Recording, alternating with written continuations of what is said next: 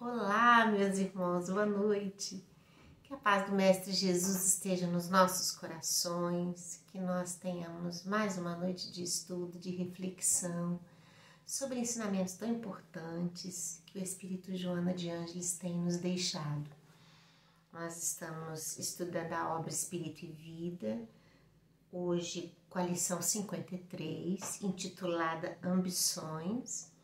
E esse livro, como eu já falei com vocês várias vezes, tem 60 lições, então estamos chegando no finalzinho dele. Assim que terminarmos essa obra, iniciaremos uma outra obra de Joana, e eu já divulguei também o título dessa obra na lição da semana passada, que é Vidas Vazias.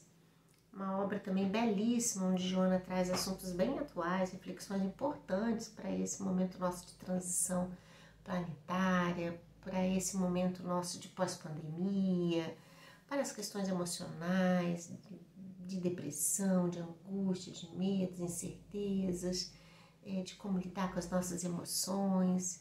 É uma obra interessante e a gente já está com vontade de começar, não é? A verdade é essa. Mas a gente está aqui hoje com a lição 53. Joana sempre começa, neste livro em particular, com uma citação de uma das lições das obras básicas. Hoje ela traz Gênesis, capítulo 13, tem 14, que diz assim: sabe-se agora que muitos espíritos desencarnados têm por missão velar pelos encarnados, dos quais se constituem protetores e guias, que os envolvem nos seus eflúvios fluídicos, que o homem age muitas vezes de modo inconsciente sob a ação desses eflúvios. Importante pensar nisso aqui, porque Joana, trazendo para nós essa frase tirada da Gênesis, nos coloca a perceber que o nosso campo mental, o nosso modo de pensar, o nosso modo de agir, as decisões que a gente toma, tem no estágio que nós nos encontramos, na condição que nos encontramos, essa influência do mundo espiritual, superior ou não, né? Vai depender aí do quanto a gente abre espaço para esses acessos. Por outro lado, nesse item, coloca para nós que nós todos temos espíritos que nos acompanham e que zelam pelo nosso sucesso, pela nossa vitória, pelo nosso progresso espiritual e que cuidam de nós. Então, a gente percebe que o nosso pensamento, ele pode buscar essa assistência desses irmãos que nos ajudam e nos amparam, e também de nos inspirarem a ter boas escolhas, boas decisões, bons pensamentos. Então é muito interessante isso, e ela traz isso num título chamado Ambições. A gente pode pensar na ambição como uma coisa positiva, que nos impulsiona, que nos motiva, né? Joana, nessa lição, ela vai trazer pra gente o cuidado que a gente tem que ter com a ambição, para que a gente não perca a dose disso, né? Para que a gente não perca o tom disso na nossa vida, a ponto tal de nos tornarmos escravos das nossas ambições, a ponto tal de não conseguirmos enxergar coisas belíssimas que acontecem na nossa vida, porque a nossa mente está naquilo que a gente tanto almeja.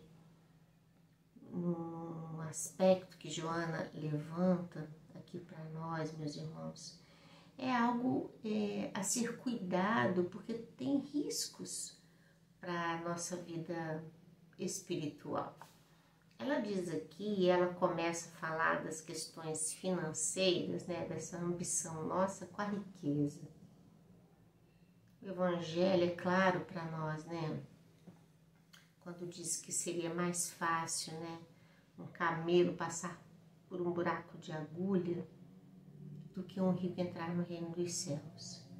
A gente já entendeu a explicação do que seria o camelo, do que seria esse buraco de agulha. Tudo bem, isso já ficou muito claro para nós, mas é fato que Jesus deixa claro que as provas provenientes da riqueza excitam tanto o ser encarnado que dificulta ele perceber as coisas espirituais, se dar conta de que isso não é tudo. O fato de que a vida de riqueza possibilite inúmeras coisas na vida do indivíduo o distancia, às vezes, de Deus.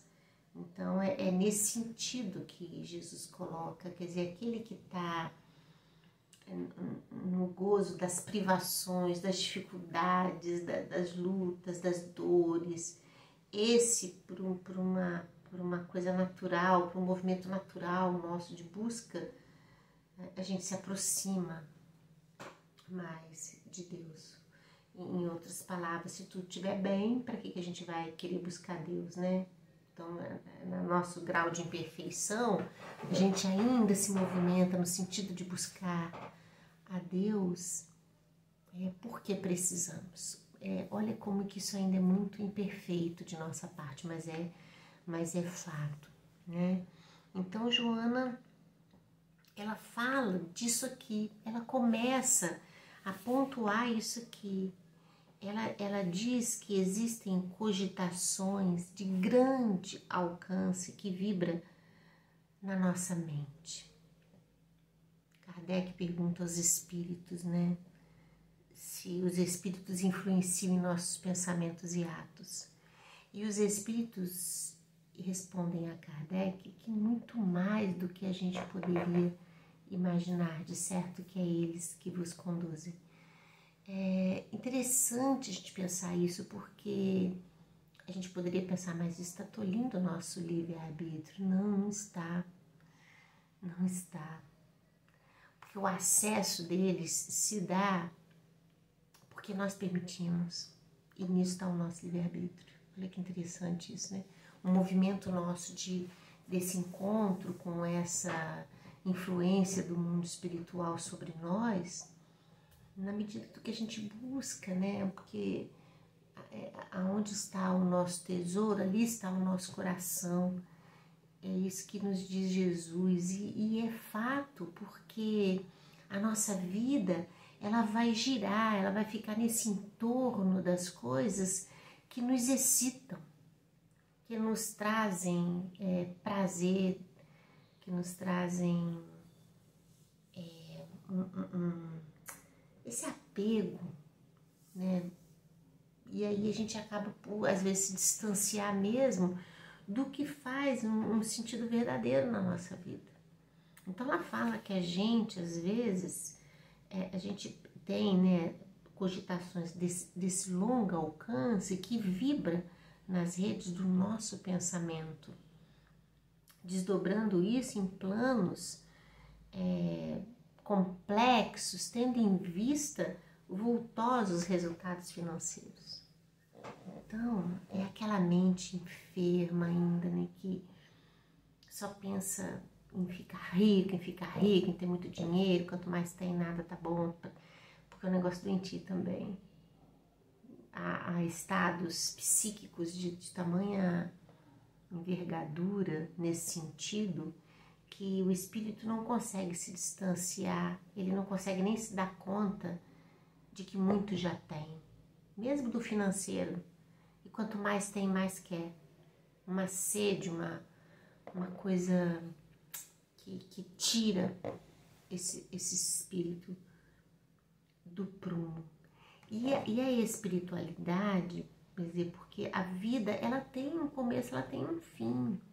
Me lembro de uma reunião mediúnica que nós estávamos participando e que o espírito desencarnado veio através da psicofonia e ele estava em total tortura, em total angústia, porque ele ainda estava tão preso, o psiquismo estava tão preso aos seus bens materiais, que ele via à sua frente o ouro, né? Aquilo tudo que ele tinha guardado, porque ele tinha guardado, ele havia escondido essas coisas e estava desesperado, porque não queria que ninguém achasse que era dele.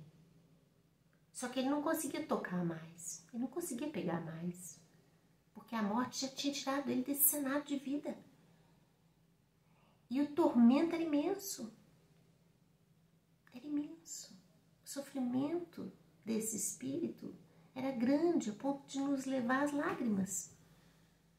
Porque a dor que o aniquilava, que o impedia de enxergar que ele estava numa outra dimensão, que aquilo não tinha o valor a que ele a vida inteira deu, que ele era um espírito em progresso, que precisava se desligar daquilo para perceber a generosidade, a bondade do mundo espiritual superior que o queria proteger, auxiliá-lo.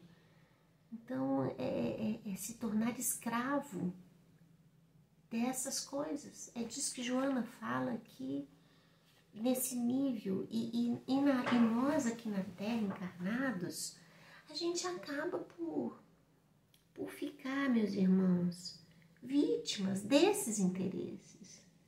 O dinheiro está sempre muito em volta do nosso cotidiano. A gente está sempre muito preso nisso, né? E há aqueles que perdem mesmo o equilíbrio, perdem o bom senso, a lógica, a racionalidade. Aí ela continua assim, ó, para alcançar às vezes as metas dessas ambições, ou seja, da riqueza absoluta, né? Que fulguram ali no mundo íntimo da pessoa, a pessoa manipula pessoas como se fossem máquinas, objetivando apenas o próprio eu. Então, ela colocando aqui, a pessoa fica meio que cega, não importa quem que ela vai ter que manipular, utilizar, mexer, se vai prejudicar, se não vai. O importante é atingir o objetivo a que ambiciona, ou seja, na fala de Joana aqui, na ótica da lição, a riqueza. Ela coloca assim, programas revolucionários que concedem somas fantásticas, requerem toda a força da astúcia e penetram o labirinto das aspirações dessas pessoas. Aí a gente vê hoje, né, por exemplo, assim, uma mega sena, um negócio desse que a pessoa quer contar com a sorte, né? Ou mesmo se vai engendrar alguma coisa de caráter duvidoso, desleal, não importa, como desvio de dinheiro, desvio de verbas, o que seja, não importa. O negócio é conseguir a riqueza, é se dar bem no final de tudo aquilo. E aí Joana está falando que quando a mente está assim, essas coisas excitam de uma tal forma e o indivíduo ele não se mede, ele entra. E aí a pergunta que vem para nós, né, porque ela começa, olha o cenário que ela está descrevendo, mas aí ela começa a falar das influências, né? Um espírito num psiquismo desse, num campo mental desse, que companhias vocês acham que ele atrai para si? Porque tem aqueles que estão ali querendo ajudar, querendo parar, que assumiram o compromisso. Nosso anjo guardião, nosso protetor, está querendo nos proteger, nos auxiliar, nos advertir, né? Mas quando a gente adentra para um campo desse, será que a gente dá margem para os benfeitores nos ajudar? Será que a gente dá condições a eles de falar nos nossos corações? É difícil, né? É difícil. É difícil, porque você veja bem, eu fico pensando muito assim na situação, às vezes eu fico pensando na situação de Paulo apóstolo, me chama muita atenção, né, tudo que Paulo viveu. E o fato daquele momento crucial da estrada de Damasco, em que ele realmente reconhece que Jesus era o Filho de Deus e que ele até então estava pensando errado e que todas as suas atitudes estavam equivocadas. Você pensa bem, para quem lê o livro, né? Ele teve inúmeras chances de acordar para isso. Porque não foi só um que falou para ele, não. Foram muitos que falaram para ele que Jesus era o Messias. Mas o que acontecia que ele não ouvia? Porque ele não ouvia. Ele ouvia e não entendia. É o que está lá no Evangelho. Ouçam os que têm ouvidos para ouvir. Paulo estava sem ouvidos para ouvir. Paulo estava. Ele estava sem olhos para ver. Então não é que a espiritualidade superior não nos ajude. É que tenta de todas as formas. Mas quando a gente está com a mente e o pensamento fechado, a gente não tem o espaço. A gente não dá esse espaço para eles. Então a gente não os percebe perto de nós. A gente não entende isso que deveria eclodir dentro do nosso coração se nós estivéssemos abrindo o nosso coração para aceitar as advertências. E aí, diante da estrada de Damasco, naquela situação maravilhosa da presença de Jesus para ele ali, foi irrefutável. Aí não teve jeito, né? Não teve jeito. Para quem, por exemplo, está num comportamento como esse narrado aqui nessa lição, quando é que vai despertar para isso? Quando é que vai falar, opa, a minha ambição ficou fora de medida, eu perdi o tom da essência da vida, me tornando escravo dessa ambição. Quando é que vai perceber isso? Às vezes, meus irmãos, só após a morte, quando a dor vier, né, em forma de tormento, como que eu relatei para vocês. Bom, ela continua assim. Assessorado por desencarnados que nos espreitam, nada vês senão aquilo que a gente ambiciona. Nada quer senão atender aos sonhos que a realidade vai consumir com o tempo. Não é? Ela diz assim, ó, a riqueza parece uma das mais importantes metas e não há mais nada na cabeça desses que não seja adquirida. Não importa os meios, não importa, porque a quem vai ferir, a quem vai ludibriar, de quem vai roubar, às vezes não importa. Aí ela diz assim, com ela supões. Aí tem aquelas coisas assim, mas o dia que eu for rico, eu vou ajudar muito, eu vou fazer muito, não tem essas coisas também? Você já viu isso? Se eu ganhar na loteria, eu vou fazer, eu vou fazer tanta caridade, não tem isso? A gente não ouviu isso? Olha que Joana não é boba não, ela vai tocar nesse assunto aqui com a gente. Ela fala assim, olha, supões então, depois disso tudo, que vai poder ajudar bastante, ampliar o serviço de auxílio daqueles que têm fome, dos que sofrem, dos que estão a braços com a miséria. Aí ela fala assim, nossa, mas se parares para meditar, aí olha que lindo isso, aprofundando as razões do teu renascimento, concluirás que paixão idêntica te consumiu ontem, através das fissuras morais que a imprevidência abriu, asfixiando e malogrando a experiência carnal. Aí ela vai e fala assim, puxa, mas a vida às vezes pra gente é de luta, né? É de miséria, de sofrimento, é dessa coisa toda, não é? Por que será que é, hein, gente? Será que a experiência da riqueza que um dia tivemos não foi mal utilizada por nós? Porque é isso que ela está falando aqui. E aí, quantas encarnações na miséria a gente vai ter que viver para aprender a dar valor àquilo que é valoroso e a conviver com aquilo que é necessário apenas? Porque o dinheiro é necessário. A gente tem que pagar aluguel, pagar a conta, né? Comer, se vestir. A gente trabalha para isso, né? Não é dessa utilização normal, sólida, organizada, equilibrada, que Joana está falando. Ela está falando de mentes doentes, enfermas, que ambicionam a riqueza acima de tudo e de todos.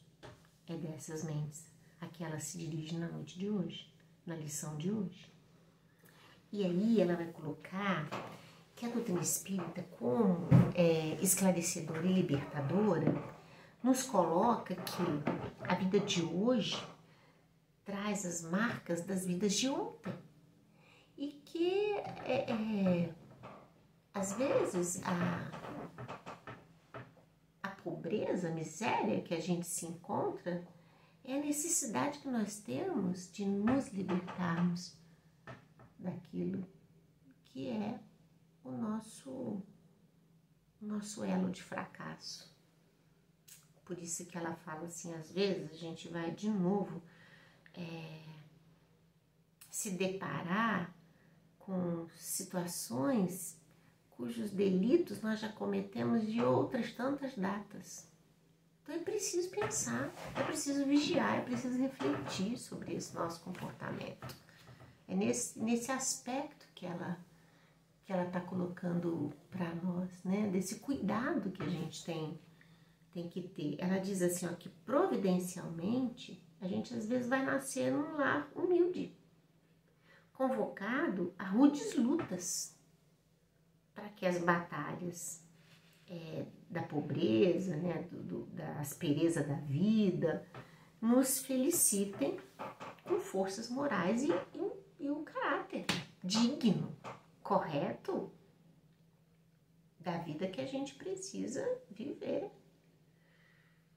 Eu sempre conto, gente, porque toda vez que eu penso nisso, né, assim, de quantas vezes a gente vai ter que renascer numa determinada circunstância para que o valor moral se intensifique, eu sempre me lembro do episódio, já contei isso várias vezes, não sei se já contei aqui nas nossas gravações, mas na Fraternal, que é a casa que eu frequento desde menina, eu já contei várias vezes, né, de um trabalho de assistência nosso, de entrega de roupas, agasalhos, né, de vestuário para as pessoas.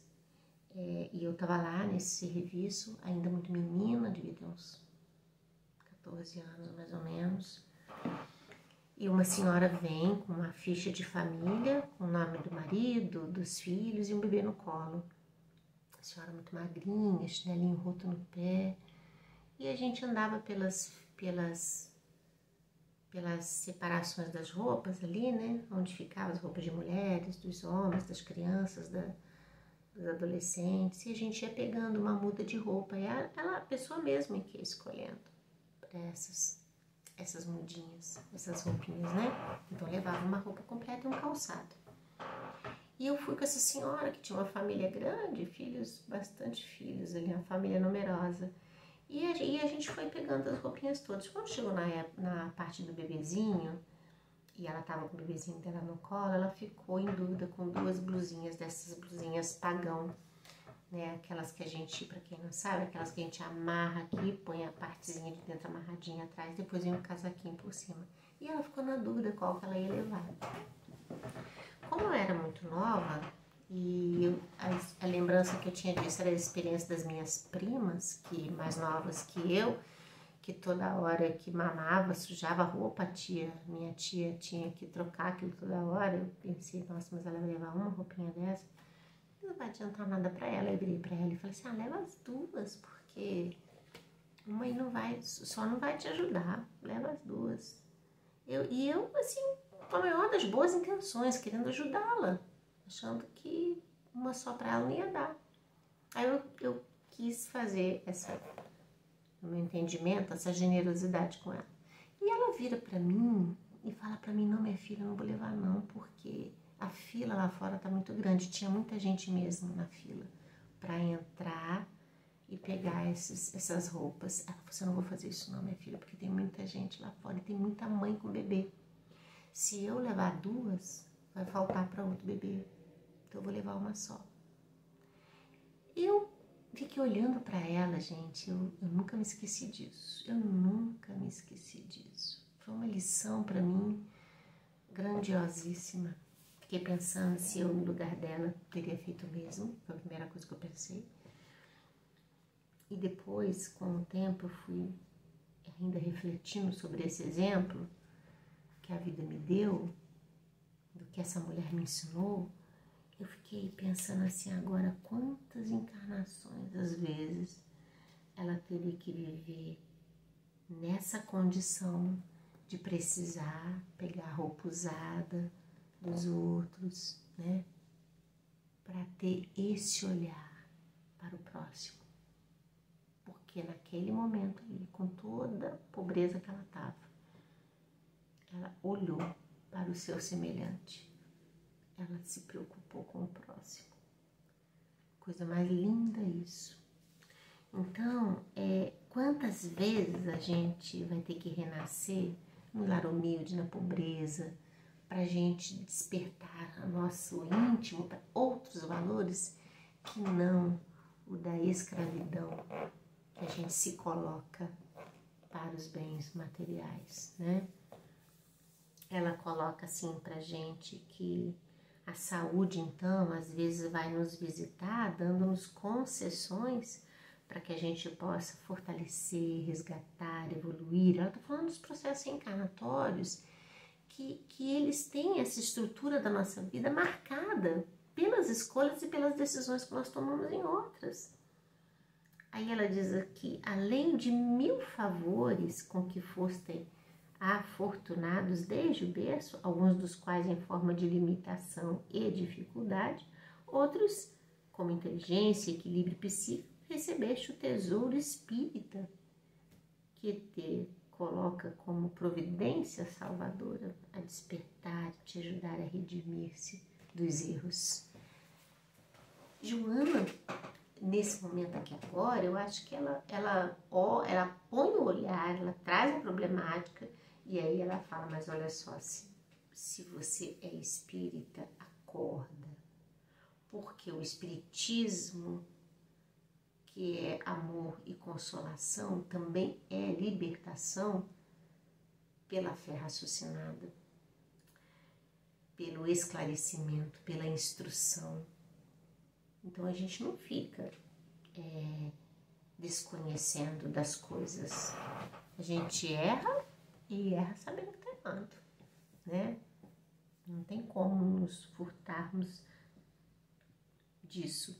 Ela diz assim, então para com isso, para com essa coisa desmedida enquanto ainda há tempo, né? Retorna ao ponto de partida, mesmo com as mãos vazias, mas principalmente com a consciência tranquila. A ambição desmedida é portal para a loucura.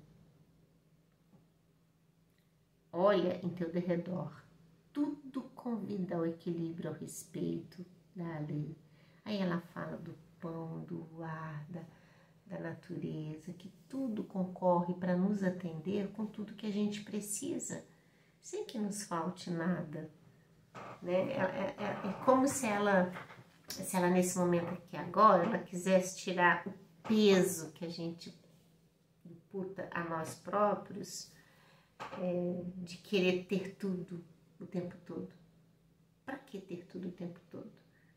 Se o pouco nos basta, se o necessário sempre chega. É nesse sentido que ela, né, quando Jesus disse a cada dia basta o seu mal, né?